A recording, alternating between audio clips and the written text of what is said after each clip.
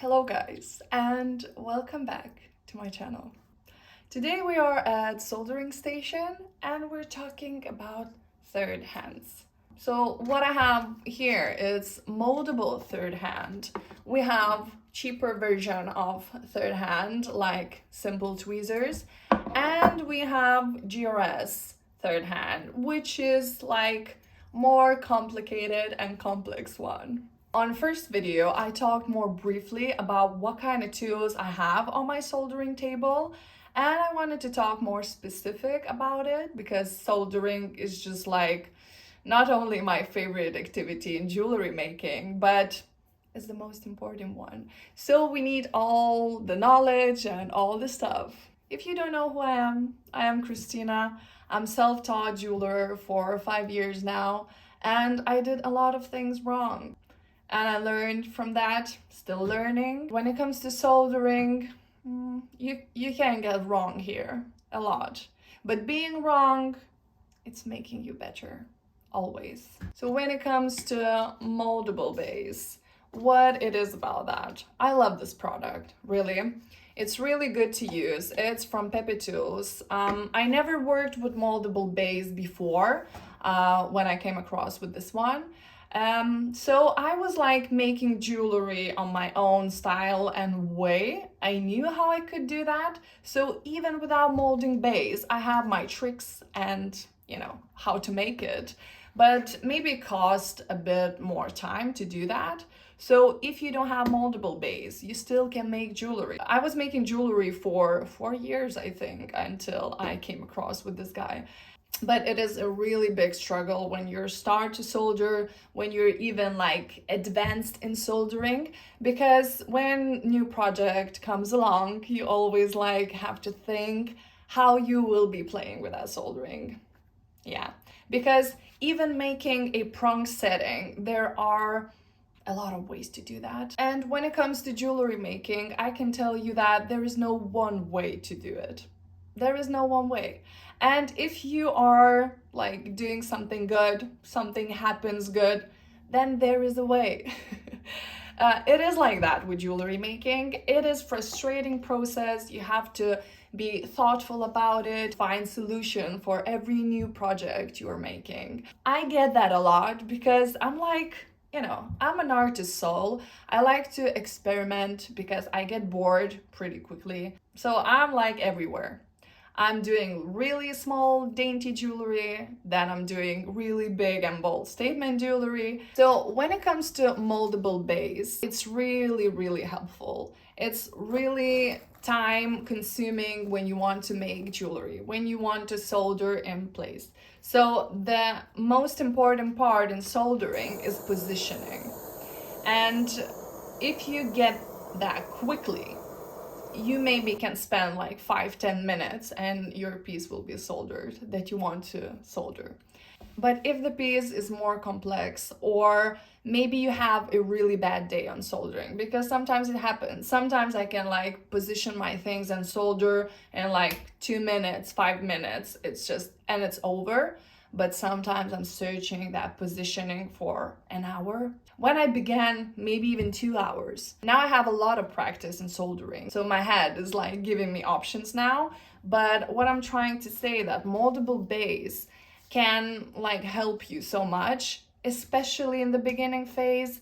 You can position your things way quicker and not get frustrated too much in soldering, because now it's like my favorite activity. But when I began, soldering was a crossword, really. And without it, you're not moving more. Molding base is really good when you want to fit the piece where it should be, like put a ring on it, small details on it, for the prongs to not split. You can fit it in some places where you already soldered your piece and keep it in place, because I'm working just with a hard silver solder. I never worked with easy or medium, because when it comes to silver solder, you can get it easy, medium, and hard. So when it comes to easy, melting temperature, it's way quicker. And when you're going to hard, it's higher melting temperature. So if you work on a piece and you have like 5 places to solder, solder is flowing on the same temperature.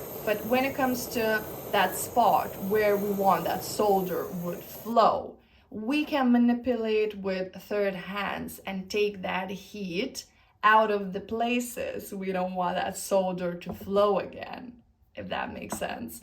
So with moldable base, you can put it like in some places to not split, just to keep that shape still on, which you soldered before. And this one is reusable.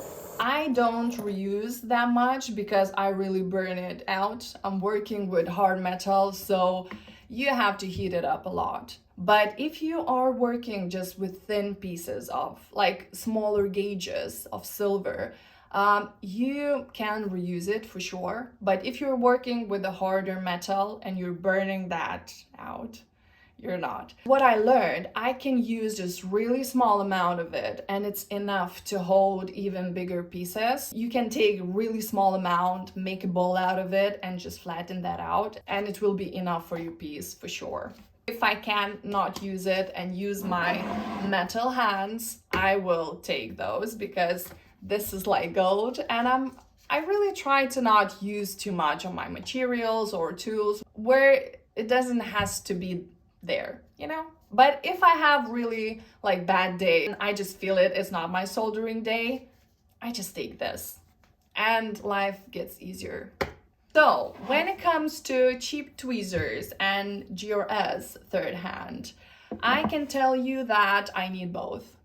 And I need both just because they're taking heat really differently. This third hand takes heat so much. It's like a huge heat sink. When I got it and I thought my life will be so easy and quick and you know you can position in every place you want, you can twist even the head with this thing, like it's really nice when you like nailed it. What struggle I had with it when I bought it, and I really tried to work with that and I got really frustrated, so I wasn't working with that like for quite some time. And then I was like, this has to work. Like I have to figure it out what is happening. The best tip I could give you with these, don't put too much of your piece in it. It has to be like a bit flat just to keep it because heat makes metal softer and it's just like moving more. It can flip out, so be aware of that. But if you can like take just the small amount of your soldering thing here and it will be good to go. It's really nice when you want to solder prong settings because it takes a lot of heat, so it's kind of protecting your piece where you don't want that would melt, because when you are working with really thin wires on those prongs, it can melt like really quickly. So you are kind of saving them when you put that in your like heat sink because the piece won't go hot that quickly. So you can position your flame more and it's just like saving your piece kind of. And it's really nice when it comes to earring pass soldering because I really like when earrings are really close to the ear, and I work with that cheap tweezer thing too because it's not that big heat sink. So for example, soldering hoop.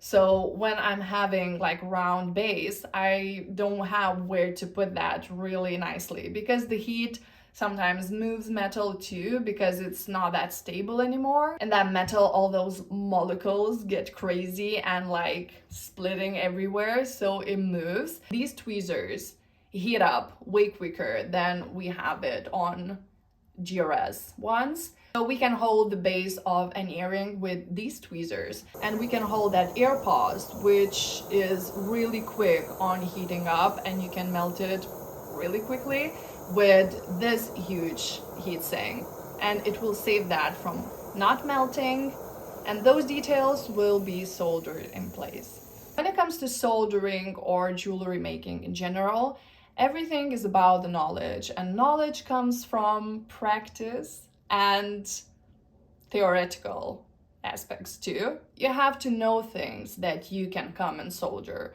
It's not that easy to understand what is happening when you are actually soldering because it happens really quickly. With silver, you never want to mess around too much because more time you will spend on heating up your piece. Your piece can bring a fire scale. Fire scale is when your sterling silver brings that copper more to the surface, and then you have like random places when you see that, especially when you're polishing your piece. So then you have a problem to get rid of it. There are some ways to get rid of it.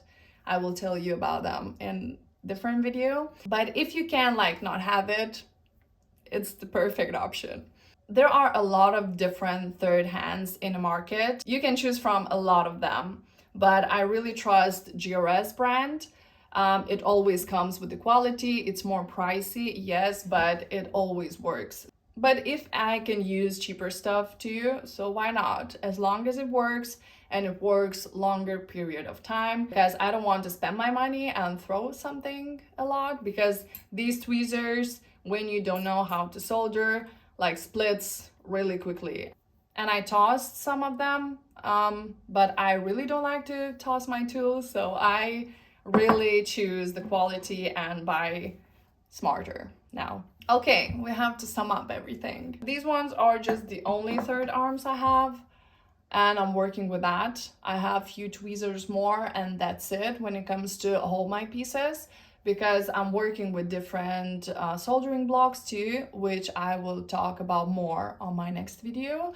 And I don't know, I'm just playing around and working on my quicker and easier ways to do stuff. But I'm always experimenting, always having a new stuff. So molding base, when you have really experimental jewelry journey, is really helpful. But it always depends on what kind of material you're working on. I will put these in my description box. I'm really bad with that, so I will get better. And yeah, I hope you like it, and I will see you in my next one.